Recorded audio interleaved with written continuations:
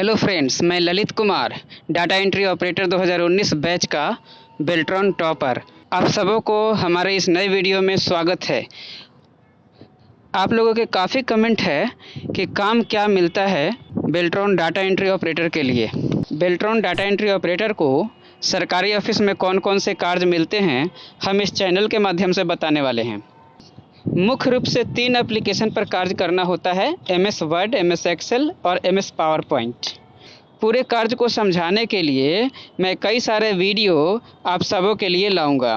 कुछ वीडियो हमने पहले भी अपलोड किया है वर्ड और एक्सेल पर। अभी यह वीडियो MS पावर पॉइंट पर होगा। जब कोई मीटिंग होती है भारत सरकार से या बिहार सरकार से, हमारे उच्च पदाधिकारी जब मीटिंग करते हैं तब उसमें प्रेजेंटेशन की ज़रूरत पड़ती है, जिस पर सभी मुख्य बातों को प्रदर्शित करना पड़ता है और इसके लिए इस्तेमाल होता है power point application. Power point application के स्लाइड पर ही उन सभी मुख्य बिंदुओं को रखा जाता है जिस पर मीटिंग में डिस्कशन होना है, और इसे PPT के नाम से जानते हैं। तो चलिए आज हम इस वीडियो में PPT बनाना सीखते हैं। एक छोटा सा सैंपल मैं लेने जा रहा हूं, जिससे काफ़ी सारी चीज़ें स्पष्ट हो जाएगी। तो चलिए शुरू करते हैं। तो हमने ये पावर पॉइंट खोल लिया है। अब इस पावर पॉइंट पे हम एक इमेज लगाने जा रहे हैं, लोगो हम लगाने जा रहे हैं जो हमारे फोल्डर में है। आप लोगो गूगल से भी ले सकते हैं। बिहार का लोगो हम लगाने जा रहे हैं पावर पॉइंट पे। कॉपी कर लिए हैं, देख सकते हैं। कंट्रोल-C से कॉपी करके और पेस्ट कर सकते हैं। यहाँ पर पावर पॉइंट का जो स्लाइड है उस पर पेस्ट कर लेंगे और इस तरह से, जैसे हमने MS वर्ड में सिखाया था, लेफ़्ट क्लिक करके और उसको जहाँ पर उसको सेट करना चाहें सेट कर सकते हैं। तो इस तरह से आप देख पा रहे हैं हमने ये सेट कर लिया है। लोगो हमने सेट कर लिया है। बिहार का लोगो है जो आप गूगल से डाउनलोड कर सकते हैं। अब हम चलते हैं इंसर्ट में। इंसर्ट में शेप में जाते हैं। शेप से आप कोई शेप कोई आप यहाँ पर ड्रॉ कर सकते हैं। अभी मैं एक सिंपल सा हमने शेप ड्रॉ कर लिया इस तरह से। माउस के पॉइंटर को देखिए,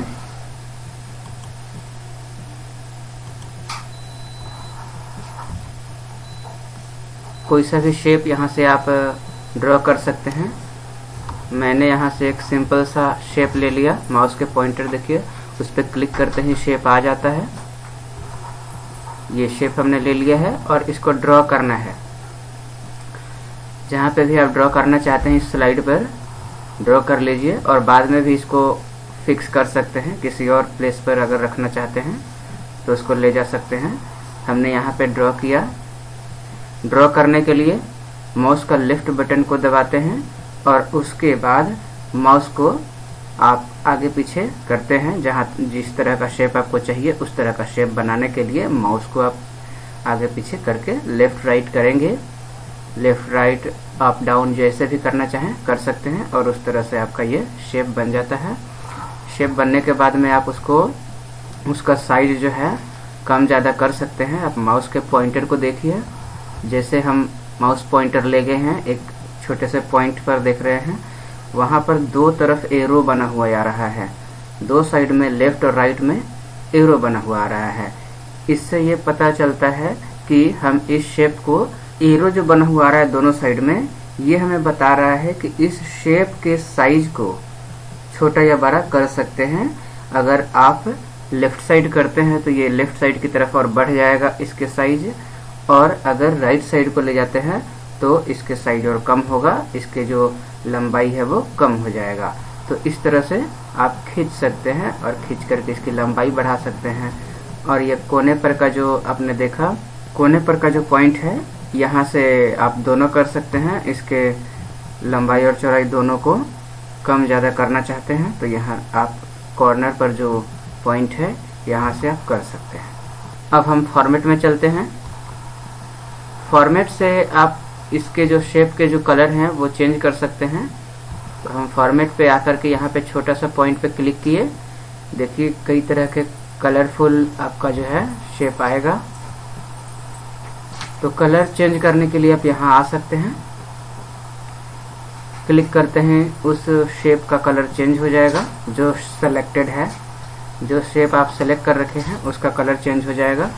अब आप देख पा रहे हैं इस शेप पे आउटलाइन लगा हुआ है। आउटलाइन को अगर आप हटाना चाहते हैं तो उसके लिए देखिए आउटलाइन जो बाहर वाला लाइन होता है, शेप के बाहर जो लाइन होता है, तो अगर उसको आप हटाना चाह रहे हैं तो यहाँ शेप आउटलाइन ऑप्शन में जाएंगे। कहाँ पर? ये फॉर्मेट वाले टैब में आएगा। तो फॉर्मेट टैब हमेशा एक्टिव नहीं रहता है, पहले शेप को सेलेक्ट करेंगे फिर ये फॉर्मेट टैब अपने आप एक्टिव हो जाएगा।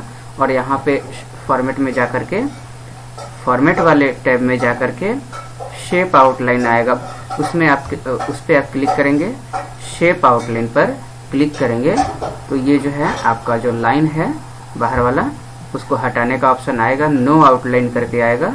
तो ये नो आउटलाइन पर क्लिक करेंगे तो वो शेप का जो आउटलाइन है वो हट जाएगा। देख पा रहे हैं, माउस के पॉइंटर पर ध्यान दीजिए, बाहर वाला जो लाइन है वो हट गया है।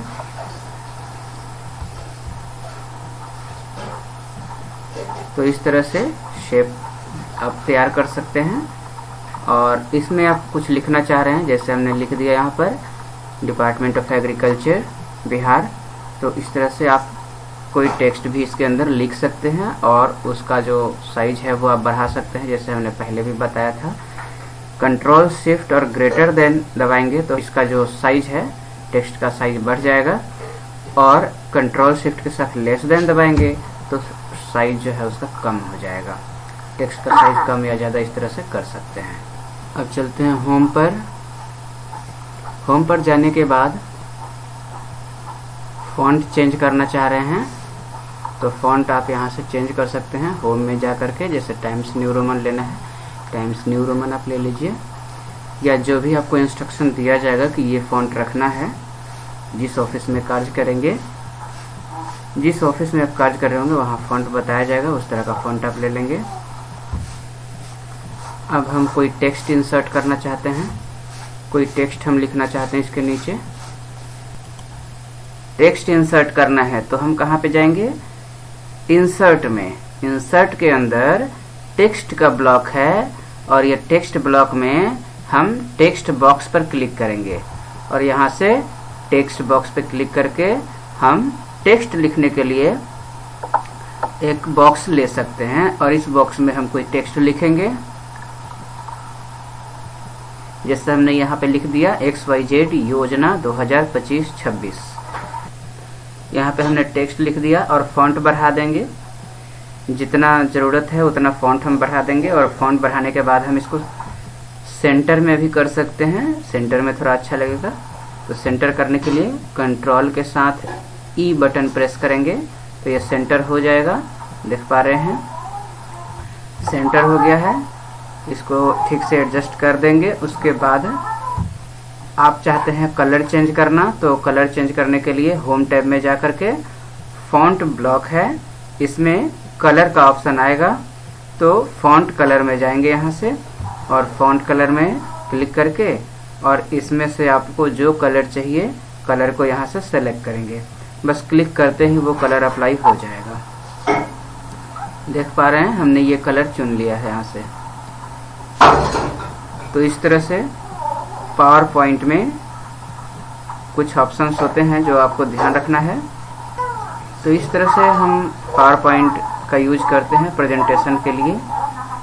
अब कोई और एक इमेज ले लेते हैं, क्योंकि एग्रीकल्चर से संबंधित किसी मीटिंग का ये प्रेजेंटेशन हम तैयार कर रहे हैं, तो एग्रीकल्चर से संबंधित कुछ फ़ोटो वगैरह भी ले लेते हैं। हमारे पास यहाँ फोल्डर में फ़ोटो हैं, यहाँ से हम ले लेते हैं।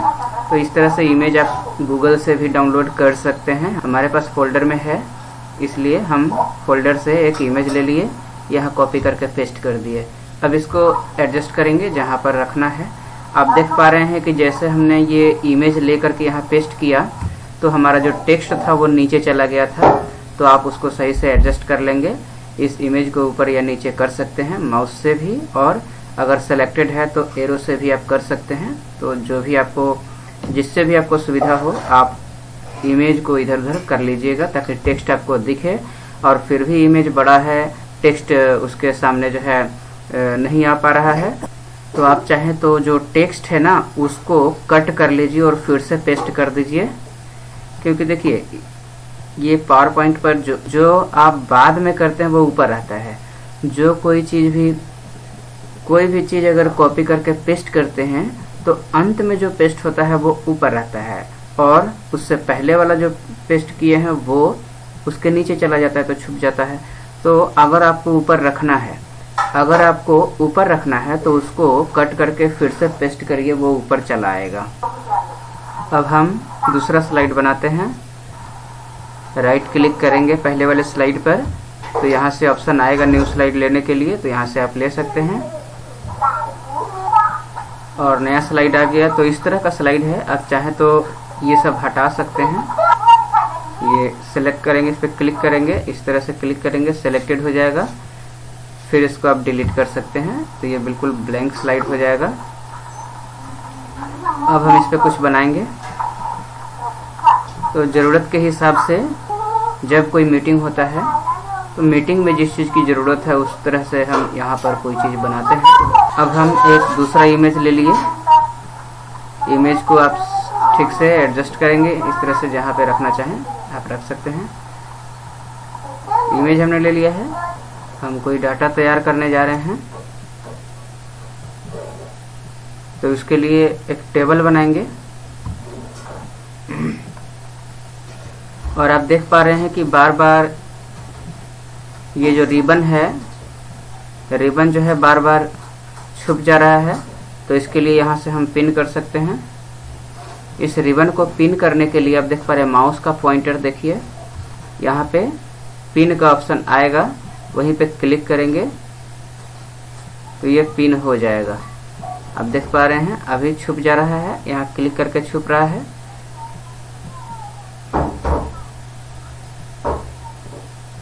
इंसर्ट में जाएंगे तो जैसे ही कोई टैब में जाएंगे तो यहाँ पिन का सिंबल दिखेगा।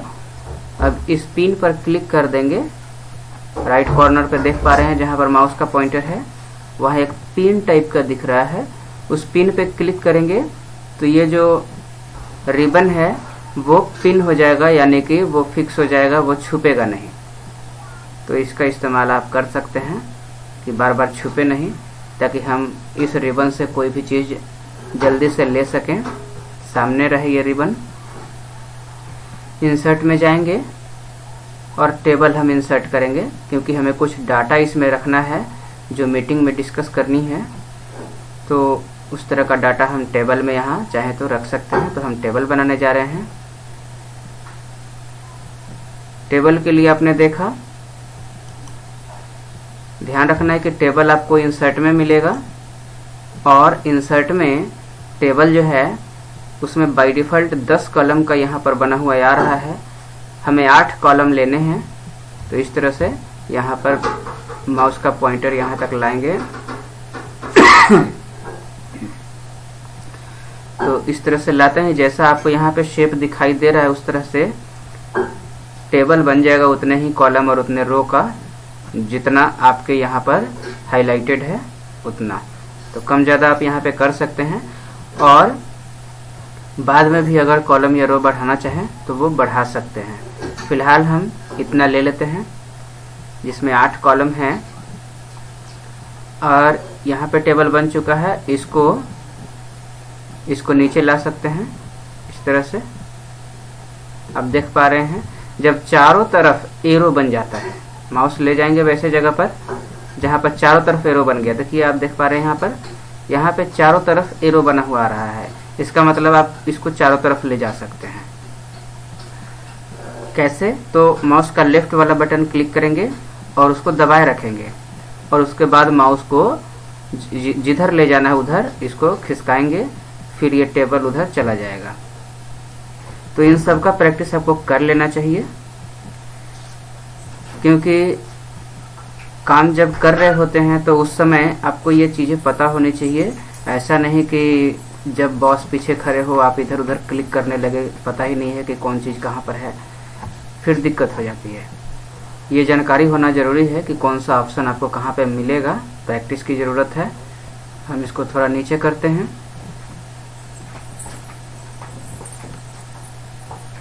फिर हम यहाँ से टेक्स्ट कुछ लिखना चाह रहे हैं, तो अब यहाँ पर हम लिखने जा रहे हैं एलोकेशन, क्योंकि हम डाटा तैयार करने जा रहे हैं किसी मीटिंग के लिए जिसमें भारत सरकार से और बिहार सरकार से कितने पैसे जो है एलोकेशन दिया गया था और कितने पैसे वहाँ से रिलीज हो चुके हैं, तो उन सब के लिए तो हम ये थोड़ा ऊपर टेक्स्ट डाल देते हैं हेडिंग में कि ये जो डाटा है वो इससे रिलेटेड है, ये पता चल सके।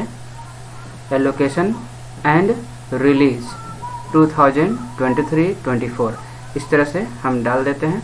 और यहाँ पर जनरली जो है मीटिंग में सेंचुरी गोथिक फॉन्ट होता है। जनरली बात कर रहे हैं, वैसे आप जिस ऑफिस में काम करेंगे वहाँ पर जो फॉन्ट बताया जाएगा वही फॉन्ट आप रखेंगे। जनरली सेंचुरी गोथिक में जो भारत सरकार से मीटिंग होती है या फिर कोई बड़ी मीटिंग होती है तो उसमें जो स्टैंडर्ड फॉन्ट माना गया है वो है सेंचुरी गोथिक। तो हम यहाँ कर लेते हैं सेंचुरी गोथिक।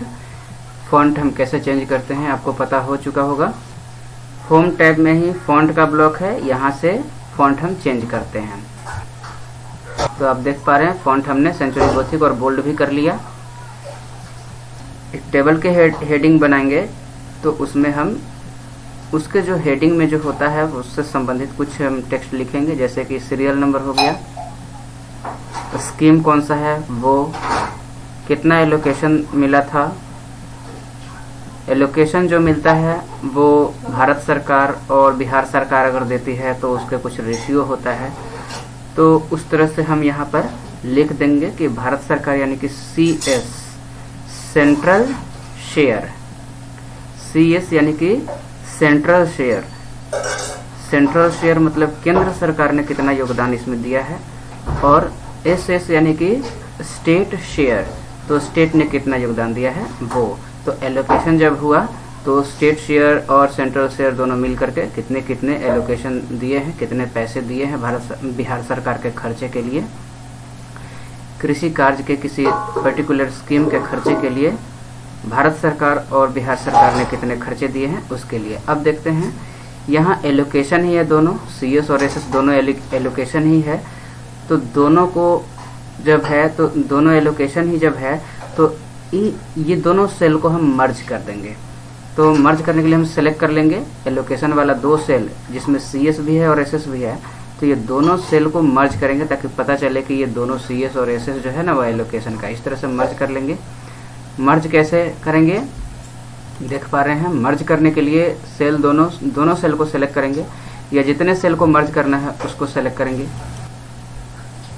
यहाँ लेआउट टैब पर जाएंगे और लेआउट में जाने के बाद यहाँ मर्ज का जो ब्लॉक है वो एक्टिव हो जाता है और मर्ज कर सकते हैं यहाँ से।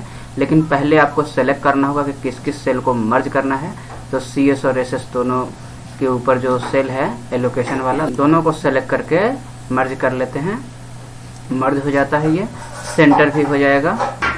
अब टेबल के अंदर का जो फॉन्ट है हम उसको बढ़ाएंगे। टेबल के फॉन्ट को बढ़ाने के लिए भी आप टेबल को सेलेक्ट करेंगे और उसके बाद वहीं कंट्रोल शिफ्ट और ग्रेटर देन का जो साइन है उससे कंट्रोल शिफ्ट और ग्रेटर देन के साइन है उसको प्रेस करके आप फॉन्ट को बढ़ा सकते हैं। इस तरह से आप इसको छोटा बड़ा भी कॉलम कर सकते हैं। कॉलम के जो साइज है छोटा बड़ा कर सकते हैं। और जैसे देख पा रहे हैं यहाँ पर माउस के पॉइंटर पर ध्यान दीजिए, लेआउट में यहाँ पर जो अलाइनमेंट वाला ब्लॉक है उसमें अलाइनमेंट दिया गया है कि आपको कहाँ पे टेक्स्ट को रखना है। तो ये जो लेफ्ट राइट और सेंटर है, तो जैसे ऊपर सेंटर हमने कर दिया है, सेंटर वर्टिकली नीचे आप देख पा रहे हैं सेंटर वर्टिकली, इस पर क्लिक करेंगे तो जो टेक्स्ट होगा, और ये ऊपर वाला सेंटर जो कंट्रोल ई से होता है सेंटर, ये तो केवल आपके सेल के अंदर सेंटर में रहेगा, लेकिन बीच में नहीं रहेगा। ऊपर भी रह सकता है, ये नीचे भी रह सकता है और बीच में भी रह सकता है, लेकिन रखना अगर बीच में है तो बीच में आपको क्लिक करना पड़ेगा। तो वहां से सेंटर हमने कर दिया है और यहाँ देख पा रहे हैं माउस का पॉइंटर। इससे आपके टेक्स्ट जो है सेल के अंदर या तो ऊपर रहेगा या बीच में या नीचे, तो यहाँ से आप चुन सकते हैं। देख पा रहे हैं ये अलाइन बॉटम है और ये नीचे चला जाएगा, और ये अलाइन जो है सेंटर वर्टिकली है, सेंटर वर्टिकली ये बीच में ला देगा आपके टेक्स्ट को सेल के बीचों बीच। तो यहाँ पे क्लिक करते ही आपके जो है चला जाएगा बीच में। और ये है अलाइन टॉप, अभी टॉप अलाइन हो रखा है क्योंकि आपने देखा है यहाँ हाईलाइटेड है, टेक्स्ट आपका टॉप अलाइन है, लेकिन हमें ज़्यादा अच्छा लगेगा जब ये मिडिल में हो। तो यहाँ से सेंटर वर्टिकली पे क्लिक कर लेंगे। सेंटर वर्टिकली पे क्लिक करने पर ये जो है बीच में चला, देखिए अच्छा लगता है इस तरह का। तो हम यहाँ से सेलेक्ट कर लिए और बीच में कर लिए। अब फॉन्ट का कलर जो है डिफरेंट कलर का है, तो उसको हम सही कर लेंगे। पहले टेक्स्ट लिख लेते हैं इसमें। एलोकेशन जो है सेंटर से भी आया, स्टेट से भी आया है, तो टोटल कितना होगा वो हम एक जगह लिख देंगे। फंड रिलीज कितना हुआ, फंड रिलीज का कॉलम बना दिए, जिसमें उसमें भी जो है सेंटर शेयर और स्टेट शेयर होगा, उसी प्रकार से हमने यहाँ पे लिख दिया। अब इन सब का भी टोटल कितना होगा वो हमने एक कॉलम ले लिया। तो इस तरह से सारे कॉलम हमने भर लिए हैं।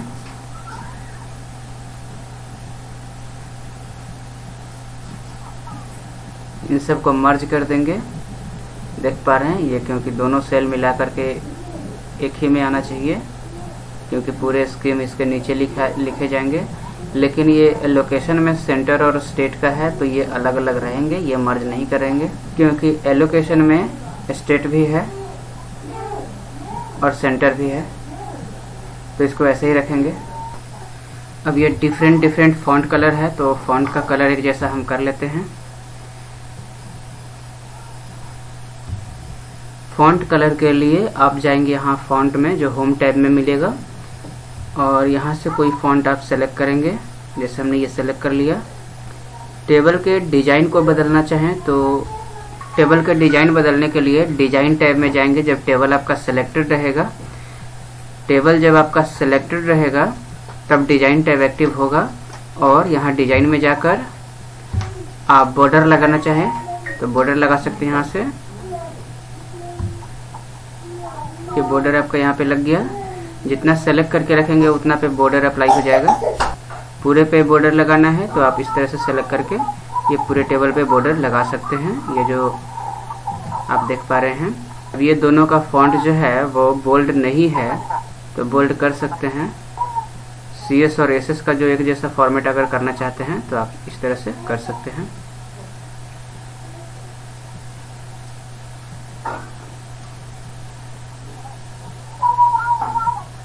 इसको मर्ज कर लेंगे इस तरह से सेलेक्ट करके। अब इस वाले कॉलम में सीरियल नंबर देना है, तो इस तरह से सीरियल नंबर देंगे। स्कीम का नाम, जो भी स्कीम का नाम होगा वो आप यहाँ पे दे सकते हैं। जैसे आपको बताया जाए वैसे आप स्कीम का नाम यहाँ पे लिख लीजिएगा। अब हम देखेंगे यहाँ जो अमाउंट लिखना है इसके अंदर, टेबल के अंदर, वो अमाउंट जो है किस यूनिट में रहेगा, लाख में, करोड़ में। तो उसके लिए हम एक टेक्स्ट बॉक्स बनाएंगे। टेक्स्ट बॉक्स कैसे बनाते हैं पहले बता चुके हैं। इंसर्ट में टेक्स्ट बॉक्स आएगा, यहाँ टेक्स्ट ब्लॉक में आप देख पा रहे हैं हाईलाइटेड है। यहाँ टेक्स्ट बॉक्स पे क्लिक करेंगे, उसके बाद ड्रॉ कर लेंगे टेक्स्ट बॉक्स, और इसमें जो है आप कुछ लिख सकते हैं। हमने टेक्स्ट हमने लिख दिया यहाँ पर अमाउंट इन करोड़। तो इस तरह से आप इसको एडजस्ट कर देंगे, इससे पता चलेगा कि टेबल के अंदर जो अमाउंट है वो करोड़ में है। अब इसमें अमाउंट हम भर देंगे।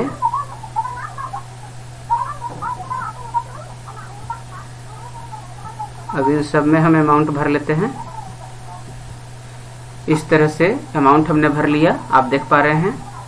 अब इसको सेव करना चाहें सेव कर सकते हैं Ctrl+S से। जिस फोल्डर में सेव करना है, जिस नाम से सेव करना है, आप सेव कर लीजिए। तो अभी तक हमने 2 स्लाइड बना लिया है। हम और भी स्लाइड्स बनाएंगे, लेकिन इस वीडियो में इतना ही। उम्मीद है इतना आपको समझ में आया होगा। आप इसका प्रैक्टिस करते रहें और हमारे चैनल से जुड़े रहें। हम आपको और भी इसके आगे की जानकारी देते रहेंगे वीडियो के माध्यम से।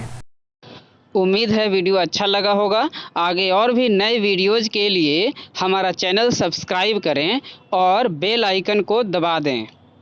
वीडियो अच्छा लगे तो लाइक व शेयर करें ताकि अपना टीम और बड़ा हो सके। धन्यवाद।